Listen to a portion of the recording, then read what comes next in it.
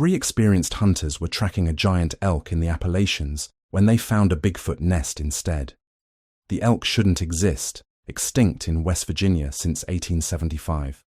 But trail cameras captured it moving through restricted forest. The Wildlife Department issued special permits. Document the impossible. Day 2. They found the elk dead. Not shot, bludgeoned with rocks, organs removed with surgical precision.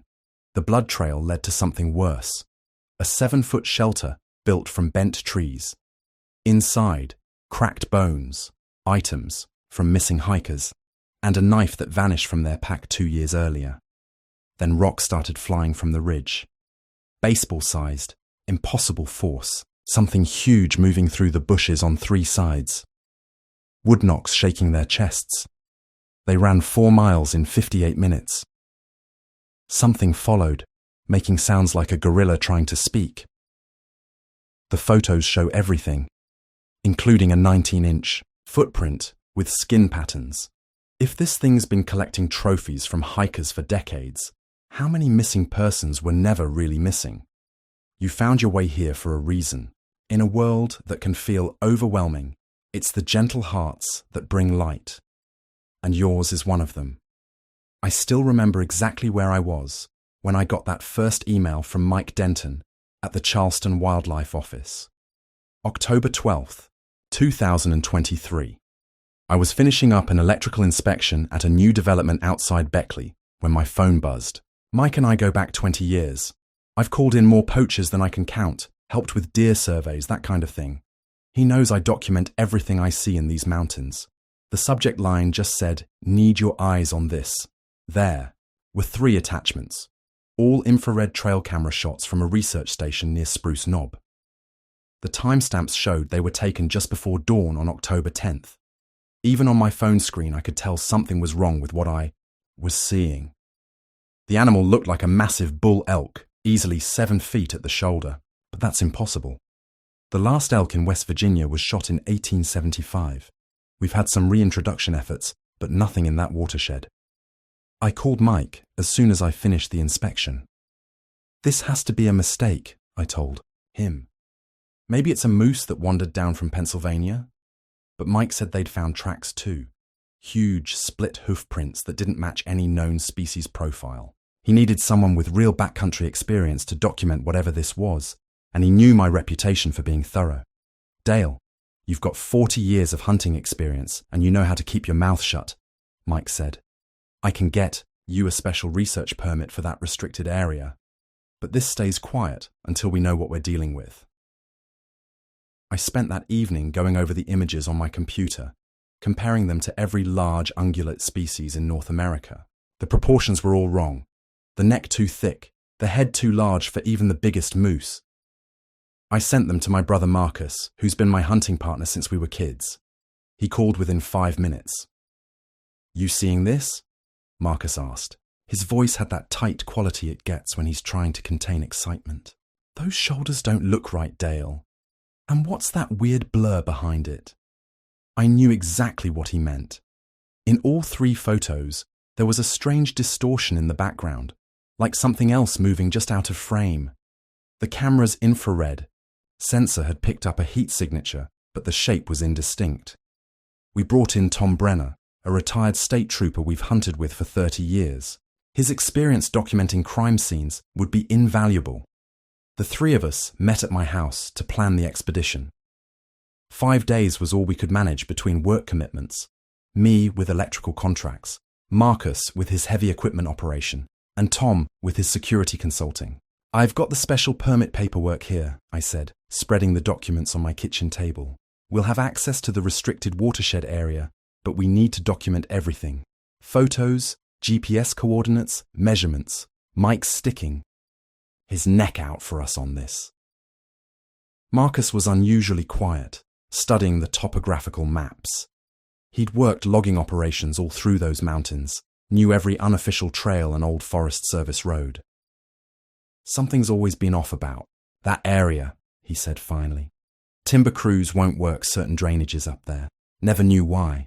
Tom maintained his typical trooper's skepticism, methodically going through our gear lists. Let's stick to the facts, he said, checking his blood glucose monitor. Unknown large animal, possible undocumented species. We treat this like any other investigation. I laid out my Canon DSLR with the telephoto lens, the Garmin GPS unit, and my field notebook, the same one I've used to document game patterns for decades. Marcus had his military surplus gear from his army days, and Tom never went anywhere without his police-issue flashlight, even in daylight. 5 days to find and document whatever this is, I said. We leave at first light tomorrow, and not a word to anyone. Our professional reputations are on the line here. What none of us said out loud was how much we needed this to be real. In a small community like ours, being labelled as someone who chases impossible creatures is a reputation killer. But if we could prove this, document an animal that science said couldn't exist, it would be the discovery of a lifetime. I spent that night rechecking my gear, unable to shake the feeling that those trail camera photos showed something more than just an impossible elk. There was a pattern emerging in those images that my brain couldn't quite grasp, like trying to recognize a face in the dark. We pulled into the gravel lot at the trailhead just before 7 a.m. on October 13th. The temperature gauge in my truck read 38 degrees Fahrenheit, and a heavy mist clung to the hollows like smoke, making the autumn colors look muted and strange. I'd been to this spot dozens of times over the years, but something felt different that morning. Maybe it was knowing we had official permission to enter an area that's been off limits for decades. Marcus spread the topographical maps across my tailgate while Tom checked his blood sugar. The restricted watershed covered about 8,000 acres, with elevation changes of nearly 2,000 feet from the creek bottoms to the ridge lines. The research station's trail cameras were positioned along an old logging road that hadn't seen maintenance since the 1980s. Local search and rescue won't even go into some of these drainages without special authorization, I explained, tracing our planned route with my finger. There were 3 hikers who went missing in 1992. They found their gear, scattered over half a mile, but never found the bodies. Forest Service claimed it was bears, but the tracks they photographed didn't match any bear species. Tom raised an eyebrow. You never mentioned that before. Because it sounds crazy when you say it out loud, Marcus cut in, his voice tight. But ask any of the old logging crews. They wouldn't work past sunset in there. Said they heard things. Sounds that weren't quite animal, weren't quite human. Let's stick to what we know, I said, shouldering my pack. We've got a special research permit and trail camera evidence of something that shouldn't exist. Everything else is just stories until we document it ourselves. The first mile followed Spruce Creek, the water running high from recent rains. The mist started burning off around 8:30 a.m., revealing steep slopes thick with hemlock and rhododendron. Marcus took point, moving slower than usual with his knee brace, while Tom brought up the rear, checking our GPS coordinates against the permit map. We found the first tracks just past 9 a.m., where an old game trail crossed the creek. I've tracked elk in Colorado and Wyoming, but these prints were different. The split hooves measured nearly 7 inches across, half again larger than any elk I'd ever documented. The depth of the impressions suggested massive weight. Look, at this, Marcus called from 20 yards ahead. He was standing beneath a broken hemlock branch, hanging about 9 feet off the ground. The break was fresh, the wood still oozing sap. Whatever did this was reaching up, not pushing through. Tom photographed the branch while I took measurements and GPS coordinates. The break pattern showed clear tooth marks, not clean like a saw cut, but not ragged like storm damage either. Something had deliberately stripped the bark and smaller branches, leaving just the main limb. The trail camera shots didn't do it justice, I said, making notes in my field journal. Based on this height and those tracks, we're looking at something, maybe 8 feet tall at the shoulder. That's bigger than any moose ever recorded. Marcus was unusually quiet, staring up at the broken branch. In 40 years of hunting together, I'd never seen him this tense. Dale, he said finally, remember Uncle Jack's story? The one nobody believed? I did remember. Back in 1987, our uncle had come out of these same mountains talking about something massive moving through the trees at night, Something that walked on two legs but wasn't human. The family wrote it off as too much moonshine. But Jack was never the same after that. Sold his guns, wouldn't go into the woods anymore. One thing at a time, I said, trying to keep us focused. We document everything we find exactly as we planned. No speculation until we have solid evidence. Tom was already setting up his trail camera, angling it to cover both the creek crossing and the broken branch. Whatever this is, it's still in the area, he said. These signs are fresh, within the last 24 hours. The mist had fully cleared now, revealing the vastness of the watershed stretching before us. Somewhere in those remote hollows, something impossible was moving through the trees, leaving signs that challenged everything I thought I knew about these mountains.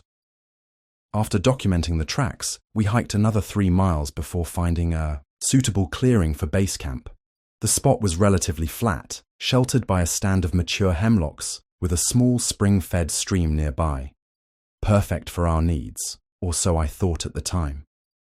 Let's get set up before we lose daylight, I said, shrugging off my pack. The clearing was maybe 40 feet across, carpeted in a thick layer of pine needles that would make for decent sleeping. Marcus and Tom nodded, already unpacking their gear with practiced efficiency.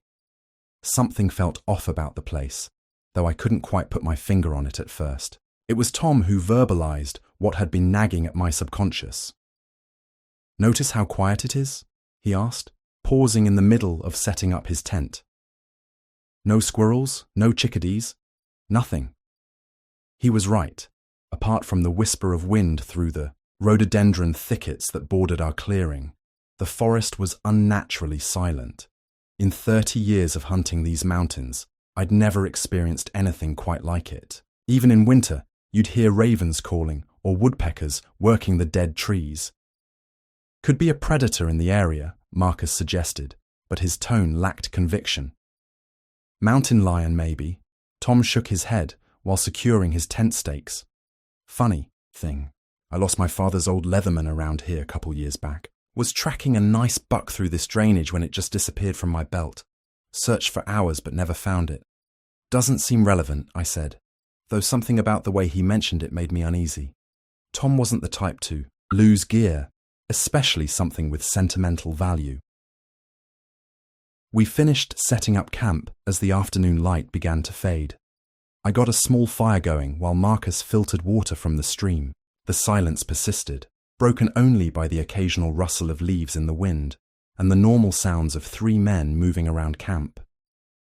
It was just after 7 o'clock in the evening when we heard it, a sharp crack echoing across the valley, like someone striking a baseball bat against a dead tree. Marcus froze in the middle of adding wood to our fire. "Probably just a dead tree falling," I said, trying to sound more confident than I felt.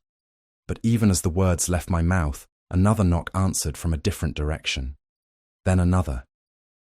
"Those aren't random," Marcus whispered, his face pale, in the firelight. "Listen to the pattern." He was right. The knocks came in groups of 3, with precise spacing between each impact. Knock, knock, knock from the ridge to our east, followed by an answering series from the west, then another from the north. It was too regular, too deliberate to be natural. Tom had his hand on his sidearm, eyes scanning the darkening forest beyond, our firelight. "I've heard stories about wood knocks from the logging crews," he said quietly, "but I always figured they were just stories."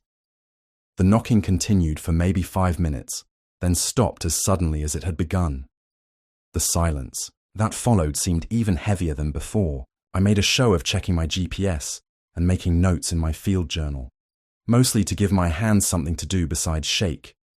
"Could be other hunters," I suggested, not believing it myself. "Using some kind of signal system." "This drainage has been closed to hunting for 15 years, Marcus reminded me. "We're the only ones with permits to be here." We sat around the fire, each lost in our own thoughts, straining to hear any further knocks. But only the wind answered, rustling through the rhododendrons with a sound almost like whispered conversations. I checked my watch. 7:32 in the evening. The temperature had dropped to 35 degrees Fahrenheit. In my journal, I noted the time and duration of the knocking, trying to maintain some semblance of scientific objectivity, but my hand trembled slightly as I wrote, smudging the ink. The fire popped, sending sparks spiraling up into the darkness. Marcus jumped at the sound, then tried to cover it by reaching for more firewood. None of us mentioned the knocking again that evening, but we all heard it, and we all knew that whatever made those sounds was coordinating, communicating, and almost certainly aware of our presence. We set out at first light the next morning, following what we believed was the elk's trail along the ridgeline. The October air was crisp, and our breath formed clouds in the dim pre-dawn light. After 40 years of hunting these mountains, I thought I'd seen every sign an elk could leave, but what we found that morning challenged everything I knew. For Mao, first oddity appeared about half a mile from camp. I stopped so abruptly that Marcus nearly walked into me. Several trees along our path had their bark stripped clean, but not in any way I'd seen before. The damage started at around 8 feet, up and extended to nearly 10 feet high. I've seen elk rub trees plenty of times, but never at that height. Dale, what do you make of this? Tom asked, running his hand over the exposed wood. The stripping pattern was unusual, not the typical up and down rubbing you'd see from antlers, but more like something had peeled the bark away in deliberate strips. We continued along the ridge for another quarter-mile when Tom signaled us to stop. He'd found what looked like a wallow site in a small depression just off the game trail. As we approached, an overwhelming stench hit us, a powerful musk that made my eyes water. I've smelled rutting elk before, but this was different. It was more primate-like, for lack of a better description, glandular and pungent in a way that triggered something primitive in my brain. "This isn't elk," Marcus whispered, covering his nose with his sleeve. The ground around the wallow told an confusing story. There were clear elk prints, massive ones like we'd seen before, but they were overlapped by something else. The other depressions were too vague to identify clearly. The soil was too disturbed for clean impressions, but their size and spacing was deeply unsettling. I took out my GPS unit and marked the location, then photographed the scene with my Canon, making sure to include my rangefinder for scale. Tom crouched down to examine the tracks more closely, his police training evident.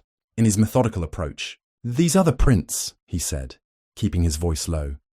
"They're spaced about 4 feet apart. Whatever made them was walking upright." I felt the hair on the back of my neck stand up as I processed what he was suggesting. The morning silence suddenly seemed heavier, more purposeful, as if the forest itself was holding its breath. The second morning dawned clear and cold. We broke camp early, eager to get to higher ground where we could glass the valleys below. By 7:30 in the morning, we'd reached a small plateau that offered excellent vantage points in 3 directions. The rising sun at our backs gave us perfect lighting conditions for spotting movement in the drainages below. I set up my tripod and mounted my binoculars while Marcus and Tom spread out along the ridge to cover more ground. The valley stretched before us like a rumpled green blanket, morning mist still clinging to the deeper hollows. We'd been glassing for maybe 45 minutes when Marcus whistled softly, our agreed-upon signal for spotting something of interest. "Ravens," he said quietly, pointing toward the northeast. About half a mile down, circling something in that steep drainage. Through my binoculars, I could see 6 or 7 black shapes wheeling above the canopy. Ravens are nature's signposts. Where they gather, there's usually something worth investigating. Tom pulled out his rangefinder and confirmed the distance at 0.6 miles. "We should check it out," I said, already packing up my gear. "Could be our elk." The descent into the drainage was brutal. The slope averaged 45 degrees in places, and the entire hillside was choked with rhododendron thickets, what local hunters call rhododendron hells. These dense, twisted branches form nearly impenetrable barriers, and moving through them is like wrestling 1,000 wooden snakes. About halfway down, we started finding sign. Tufts of coarse, dark hair, snagged on broken branches. At first glance it looked like elk hair, but something about the texture wasn't quite right. I bagged a sample, making a mental note to have it analyzed later. The blood spatter we found told a story I wasn't sure I wanted to read. As a hunter safety instructor, I've tracked plenty of wounded game. This blood trail spoke of pursuit, not the steady dripping of a clean shot, but erratic splashes suggesting something running hard, possibly being chased. The patterns were high on the vegetation, too high for normal elk movement. That's when I first noticed the change in my companions. Tom, usually the most composed of our group, kept checking behind us every few minutes. His hand would drift to his holstered Glock, then drop away as if he was embarrassing himself. I'd never seen him this jumpy in 20 years of hunting together. Marcus had gone completely silent, which was entirely out of character for him. Normally, he'd be theorizing about the sign we were finding, piecing together the puzzle out loud. Now he just followed along, his eyes constantly scanning the rhododendron thickets around us. The Copenhagen tin in his pocket remained untouched. Another red flag for anyone who knew him. I felt it too. That crawling sensation between my shoulder blades that every hunter knows. The feeling of being watched. The rational part of my brain said we were just keyed up from the unusual sign we'd been finding. But 40 years of hunting had taught me to trust my instincts. Something about this situation felt wrong. The ravens' calls grew louder as we pushed, through another wall of rhododendron. They were just ahead now, though still hidden by the thick canopy. The air had grown notably cooler in the drainage, and an unfamiliar odour, similar to what we'd encountered at the wallow site, but stronger, made my nose twitch. Tom stopped suddenly, holding up his fist in the military-style hand signal we used when hunting. Marcus and I froze. For several long seconds, we stood perfectly still, straining to hear whatever had caught Tom's attention. The ravens had gone quiet. The only sound was the soft patter of water drops falling from the rhododendron leaves. That silence hit me like a physical thing. In these mountains, silence is never natural. There's always something moving, calling, living. This silence felt deliberate, as if the forest itself was holding its breath, waiting. The ravens led us to a small ravine where the vegetation opened just enough to reveal what we'd been tracking. I've field-dressed hundreds of elk over my lifetime, but nothing in my experience prepared me for what we found there. The bull was massive, easily 800 pounds, but it wasn't the size that stopped us cold. It was the manner of its death.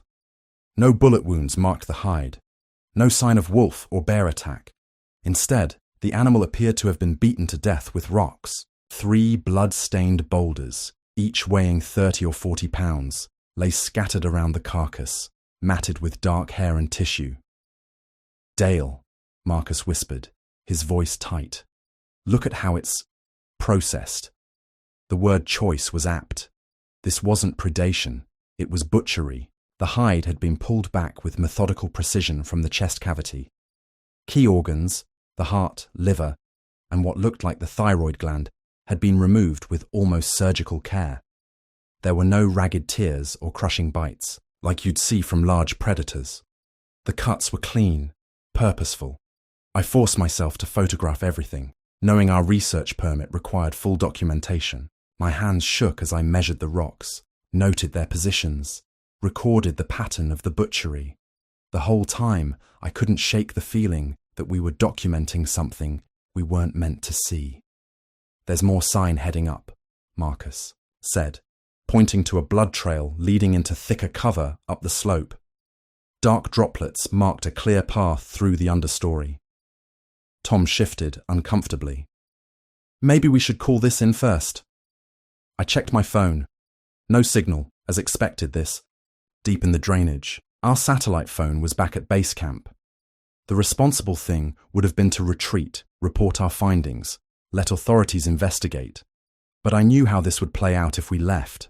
By the time a team got here, the evidence would be scattered by scavengers. Our permits required thorough documentation of any significant findings. This qualified. "We follow it," I said, trying to sound more confident than I felt. "Just far enough to document where it leads. Then we head back to camp and make our calls." Marcus nodded, but I noticed his hand trembling slightly as he checked his rifle's magazine. Tom's jaw was set, his usual easy manner replaced by something more vigilant. We all felt it, the weight of eyes on us, the sense that we were no longer the observers here, but the observed. The blood trail led upslope into a stand of old-growth hemlocks where the canopy blocked most of the morning light. We moved forward slowly, our boots silent on the thick moss. I checked my GPS unit. We'd followed the blood trail about 20 minutes up the slope when we hit a wall of rhododendrons so thick it seemed impenetrable. Marcus found a gap barely, wide enough to squeeze through, and we pushed our way forward, the dense branches clawing at our gear. The thicket suddenly opened into a hidden grove, and that's when we saw it. My first thought was that it couldn't be natural. The structure stood before us, precisely engineered from young trees that had been bent and woven together with deliberate skill. It rose to 7 feet at its highest point, the apex carefully, reinforced with thicker branches serving as support beams. "This isn't random," I whispered, moving closer to examine the construction. The main supports had been lashed together using long strips of bark, peeled and twisted into surprisingly strong cordage. The knots weren't any style I recognized from my years of bushcraft experience. Inside, a raised platform stood about 3 feet off the ground, meticulously layered with fresh pine boughs. The needles were still green and fragrant, but that sweet scent was almost overwhelmed by the same powerful musk we'd encountered at the wallow. The odor was even stronger here, making my eyes water and the back of my throat burn. Tom had been documenting everything with his camera, but he suddenly went quiet. When I turned to check on him, his face had drained of all color. He was staring at a flat rock near the entrance that appeared to serve as some kind of shelf or table. There, placed with obvious intention at the center of the stone, was his missing Leatherman multi-tool. That's impossible," he managed to say, his voice barely audible. "I lost that 2 years ago.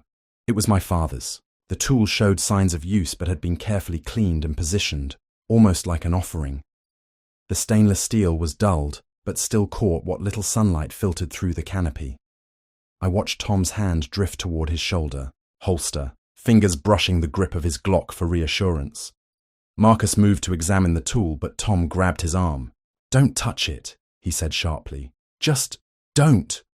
The implications were staggering. Someone, or something, had kept that tool for 2 years, and now it was deliberately placed for us to find. The level of intelligence this suggested, combined with the structure's sophisticated construction and the methodical butchering of the elk, painted a picture that none of us wanted to acknowledge. I pulled out my Canon and started methodically photographing the interior, trying to maintain some semblance of scientific documentation despite my trembling hands. The flash illuminated details I almost wish I hadn't seen. Along the back wall of the structure, deer bones were stacked in neat piles, but these weren't typical predator kills. Each long bone had been cracked lengthwise, clearly to access the marrow inside. The breaks showed distinct impact patterns that spoke of deliberate tool use. "Look at these marks," Marcus whispered, crouching down to examine one of the femurs. "These weren't made by teeth or claws. Something used a rock or tool to crack these open. Systematically." He was right. The fracture patterns were consistent, showing the same angle of impact across dozens of bones. Near these remains, we found several rocks similar to those we'd seen by the elk carcass. They were smooth river stones, obviously carried here from the creek below, and many had dark organic matter and coarse hair embedded in their surfaces. Tom's camera shutter clicked rapidly as he documented everything. "The hair matches what we saw on the rocks by the elk," he said, his voice tight with tension. "Same color, same texture. But it was what we found next that made my blood run cold."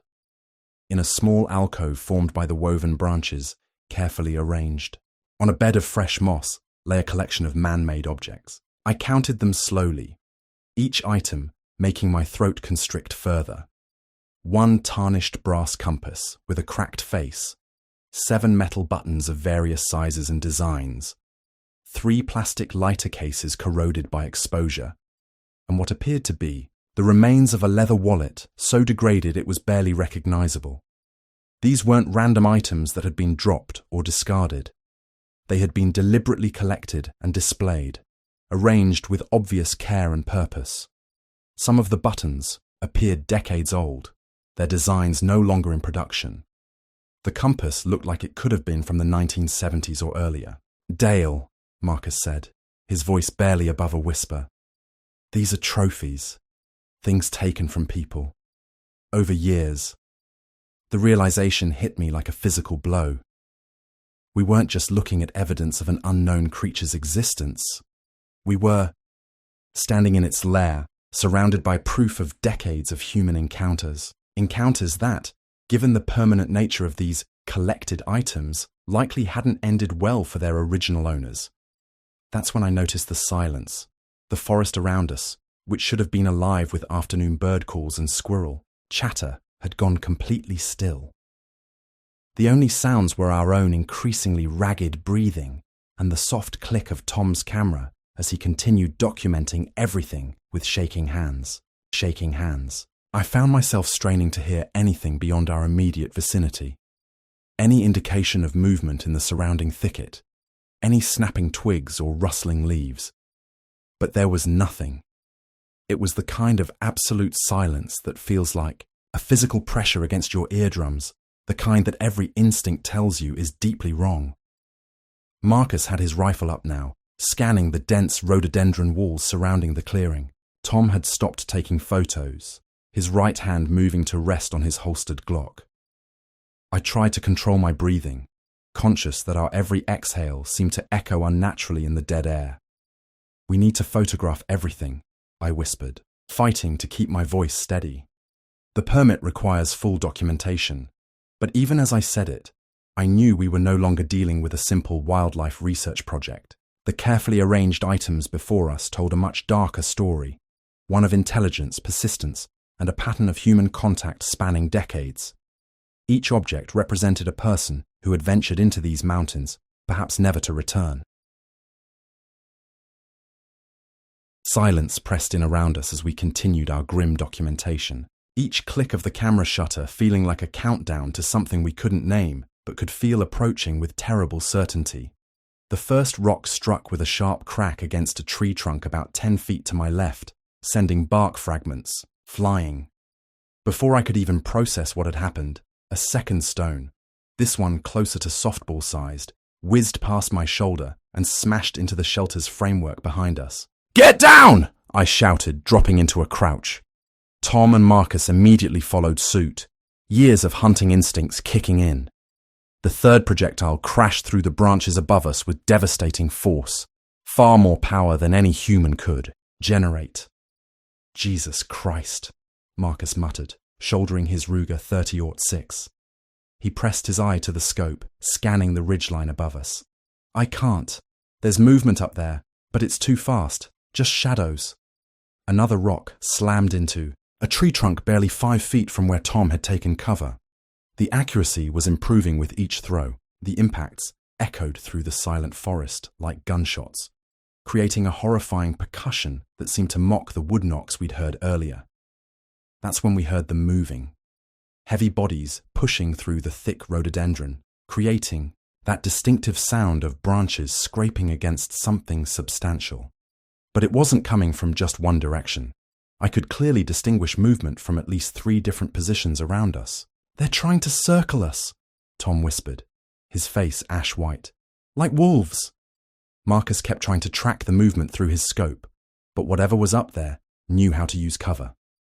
"It's coordinated," he said, his voice tight with tension. "They're herding us." Another rock crashed down, this one striking the ground between my feet. I felt the impact vibrate through my boots. These weren't random throws.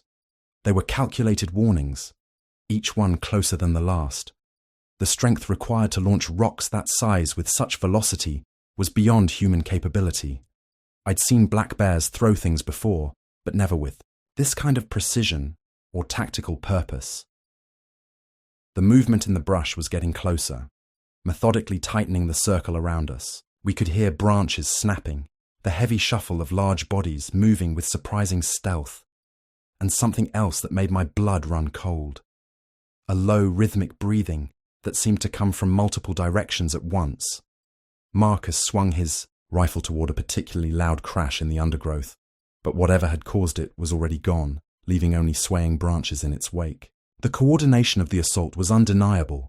We were being systematically surrounded by multiple assailants working together with chilling efficiency. The first wood knock hit like a gunshot, causing all three of us to flinch.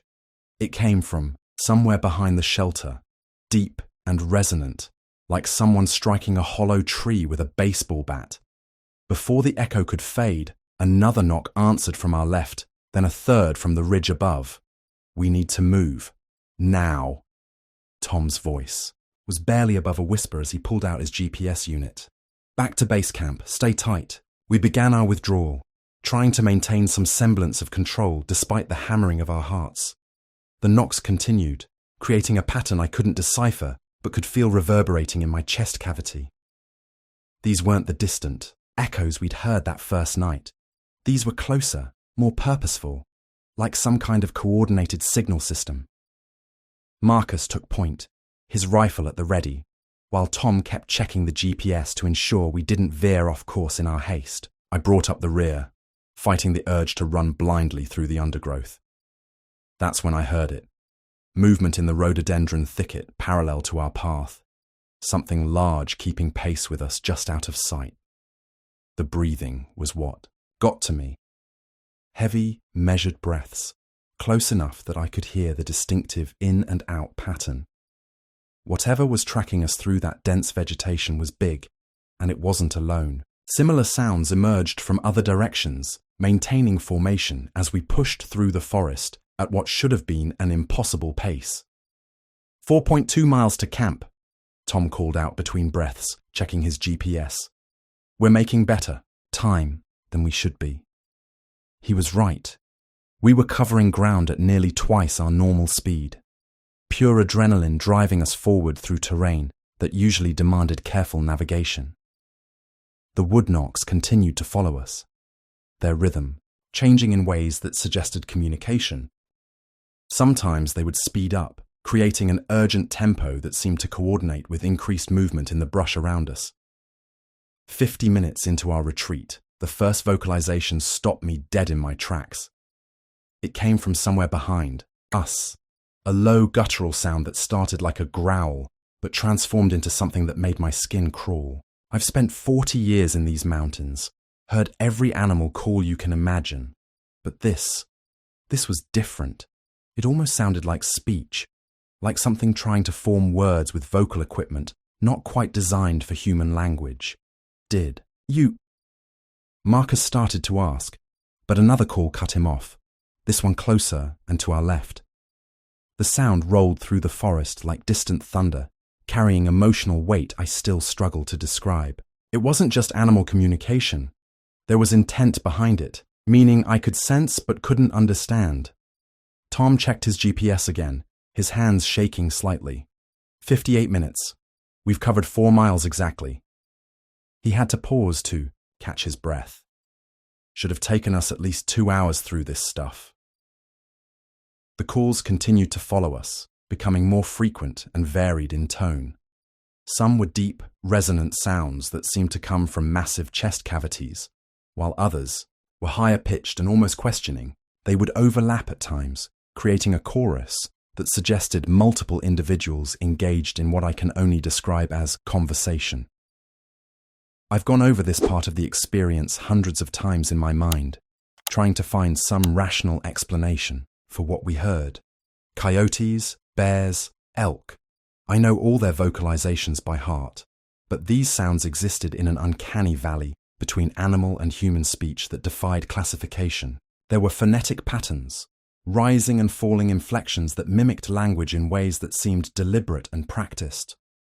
The wood knocks provided a kind of punctuation to these calls, their rhythm and intensity shifting in what felt like response to the vocalizations. It was a complex system of communication happening all around us as we pushed through the mountain terrain at a pace that should have been physically impossible, driven by a primal fear I hadn't experienced in 4 decades of hunting these hills. The truck's metal frame still ticked and pinged from our sprint back to the trailhead as we sat there, none of us speaking for what felt like hours. The heater was running full blast, but I couldn't stop shivering. My hands trembled as I pulled out my water bottle, spilling some down my chin as I drank. "We need to report the elk kill," I finally said, my voice hoarse. "At minimum, we're obligated under the research permit terms." Tom shifted in the passenger seat, his jaw clenched. "Report it. Dale, we need to go public with everything. That shelter, the tools, those things throwing rocks at us. People need to know what's out there." "Nobody's going to believe us," Marcus said from the back seat, his first words since we'd made it to the truck. "You know that, right? They'll say we're crazy, just like they did to Uncle Jim back in '87. I rubbed my face, feeling the cold sweat still clinging to my skin. "Our professional reputations." "To hell with reputations," Tom cut in. "I'm a retired state trooper. I know what I saw, what I heard. Those sounds weren't animal sounds, Dale. You know that." "Listen," I said, trying to keep my voice steady. "We document the elk kill first. That's something tangible, something they can verify. We've got the GPS coordinates, photos of the carcass. Let's start there." Marcus leaned forward between the seats. "And the rest? The shelter?" "My brother, we can't just pretend we didn't see what we saw." I pulled out my laptop, hands still shaking as I connected my camera. "First, we make copies, multiple drives. Each of us takes everything. Photos, video, GPS tracks, insurance, in case any of us," I trailed off, "loses our nerve." Tom finished, already pulling out his own backup drive. We worked in silence, transferring every file, every piece of evidence we'd gathered. 3 copies, triple-checked to make sure nothing was missing. The sun was setting by the time we finished, casting long shadows through the trees that made us all jumpy. "So we're agreed?" I asked, looking at each of them. "We report the elk, kill to the Department of Natural Resources first, see how they react, what they make of the carcass. Then we decide our next move." Tom nodded reluctantly. Marcus just stared out the window at the darkening forest, absently touching the flash drive now in his pocket. The fluorescent lights in the ranger station buzzed overhead as I laid out our documentation on the conference table. My hands were steady now, 3 days removed from what we'd experienced, but my mouth went dry as Forest Service investigator Janet Holcomb and Game Warden Jeff Pawley took their seats across from me. "Let's start with the elk," I said, spreading out the first set of photographs. "The carcass was located at these coordinates." I pointed to the numbers written carefully in my field notebook. "You can see from the trauma pattern that this wasn't a natural predator kill." Holcomb picked up one of the photos, her expression neutral. "Mr. Hutchins, your research permit was specifically for documenting live elk sightings. This appears to go beyond those parameters. With respect, ma'am, what we found goes well beyond." "And these structures," she cut in, sliding over to the shelter photos. "You documented these without proper authorization." My carefully prepared presentation began unraveling. The shelter was directly connected to the elk kill. The blood trail led right to it. "Look at the tool marks on these bones, the deliberate arrangement of the illegal bushcraft activity," Holcomb stated flatly. "We've had issues with survivalist groups in that area before. I'll schedule a removal team for next week. But the height of it," I pressed, "the construction method, and those objects we found inside. The elk death will be logged as natural. Causes," she continued as if I hadn't spoken. "Mountain lions have been spotted in that drainage before." I glanced at Warden Pawley, who had remained silent throughout the exchange, studying the photos with unusual intensity. His fingers tapped steadily on the table's edge, something I'd learn later was a tell when he was holding back. "That'll be all, Mr. Hutchins," Holcomb said, gathering the photos into a neat stack. "We appreciate your diligence in reporting this." I began packing up my materials, frustration building in my chest. Everything we'd seen, everything we documented, dismissed in 15 minutes. As I reached for the last photo, Pawley's hand came down on it. "Mind if I keep this one for the file?" he asked, his tone casual but his eyes sharp. "Of course," I replied, noting how his demeanor had shifted from professional skepticism to something else entirely. Holcomb was already heading for the door, but Paulie remained seated, still studying the photo of the shelter's interior. The buzzing fluorescence seemed louder in the sudden silence. I was halfway to my truck when I heard footsteps on the gravel behind me. "Mr. Hutchins," Warden Paulie called out. "Got a minute?" I turned to see him glancing over his shoulder at the ranger station before gesturing to his department vehicle, a mud-splattered Ford F-150 parked at the far end of the lot. "Let's talk privately." The autumn air had grown colder during our meeting. I followed him to his truck, where he unlocked the doors and motioned for me to get in. The interior smelled of coffee and gun oil. Paulie settled behind the wheel but didn't start the engine. "Listen," he said, tapping his fingers on the steering wheel. "What you found up there?" He leaned forward, his voice dropping. "You're not the first." He reached behind the seat and pulled out a worn leather briefcase. Over the past 15 years, search and rescue teams have found 3 other structures, almost identical to what you photographed. His hands moved deliberately as he withdrew a manila folder. "Always abandoned when we found them. Always with that same distinctive smell you described." The folder was thick with papers, some yellowed with age. Paulie began spreading them across the dashboard. Unofficial reports, handwritten statements, even a few Polaroid photographs curling at the edges. "These are from hunters, hikers, Forest Service personnel. People who've had encounters they wouldn't put in any official documentation." He pointed to one report dated 1998. This guy was a 20-year veteran park ranger. Found something up near Spruce Knob that made him quit his job the next day. I scanned the papers, recognizing descriptions that matched our experience. The wood knocks, the coordinated stone throwing, that overwhelming musky odor. "Why isn't any of this in official records?" Paulie gathered the documents back into the folder with careful movements. "Because some things in these mountains are better left undocumented. For everyone's safety." He fixed me with a steady gaze.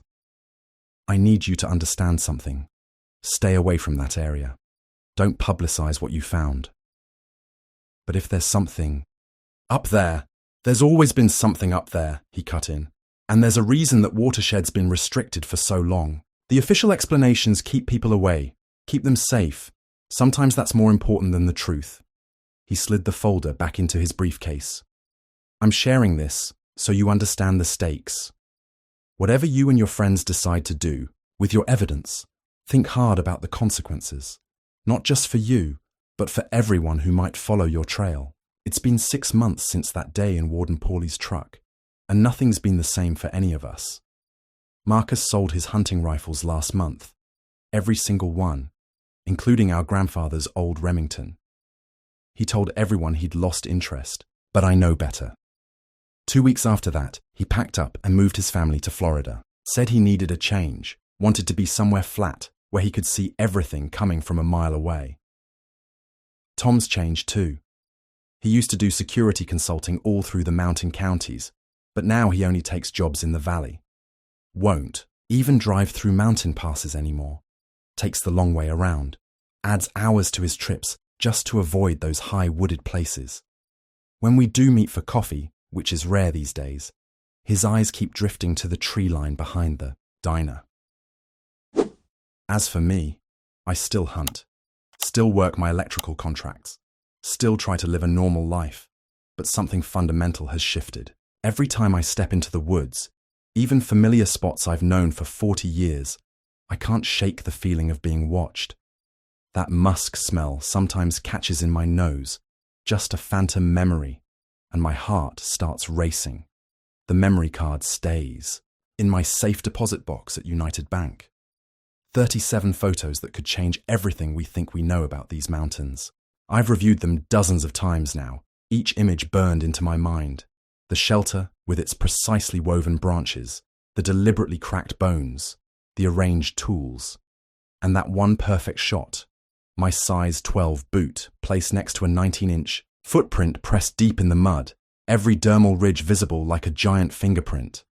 The photo's timestamp and GPS coordinates are right there in the metadata. Irrefutable evidence. But I understand now why Paulie keeps his file unofficial. Why those other witnesses chose silence. There's knowing something exists, and then there's proving it to the world. One lets you walk away, go home, try to forget. The other, well, that changes everything. Not just for science or history, but for these mountains and whatever's managed to stay hidden in them all these years. Marcus called me last week from Jacksonville. First time we'd spoken in 2 months. "You still have those photos?" he asked. When I said yes, he was quiet for a long time. Finally, he said, "Good. Keep them safe, but don't ever show them to anyone." He didn't have to explain why. I keep thinking about that elk, not just what happened to it, but what it meant. By every scientific record, every historical document, elk hadn't existed in these mountains since 1875. That bull we tracked shouldn't have been there at all. It was as impossible as anything else we encountered. Yet, it was real enough to die there. Real enough to leave blood on those rocks. Real enough that its tissue samples are sitting in some wildlife department freezer right now. Sometimes I wonder if that impossible elk wasn't just bait in a trap we walked right into, or maybe it was a warning we were too excited to recognize. A sign that when you find something that shouldn't exist where you're looking, maybe you should stop looking. The watershed area remains restricted. The Forest Service still cites the official reason as environmental sensitivity and water resource protection. I've seen the signs they've put up recently. No public access, protected watershed zone. Violators will be prosecuted. But after what we experienced, after what Warden Paulie shared with us, I understand the truth behind those signs. They're not really about protecting what's in there. They're protecting us, all the hikers, hunters, and curious souls who might otherwise go looking for answers they're not prepared to handle. I used to think every mystery in these mountains was just waiting for someone persistent enough to solve it. Now I know some mysteries exist as boundaries, as warnings rather than invitations. That restricted zone isn't a challenge to be overcome. It's a line drawn in the wilderness for good reason. When I drive past those warning signs now, I think about how the real protection runs in the opposite direction of what people assume. It's not about preserving some delicate ecosystem from human interference. It's about preserving human lives from something that's managed to stay hidden despite centuries of encroachment. Something that's learned to use our own curiosity against us. That elk drew us in because we thought we were documenting something extraordinary, something that would make history. Instead, we became part of a much older history, one that's still being written in those dark hollows and rhododendron thickets, one that occasionally leaves traces like broken bones and bent saplings and missing hikers, but mostly stays just beyond the edge of what we're willing to believe. Thank you for being part of this moment. I'll be here tomorrow, ready to share another story that comforts the soul.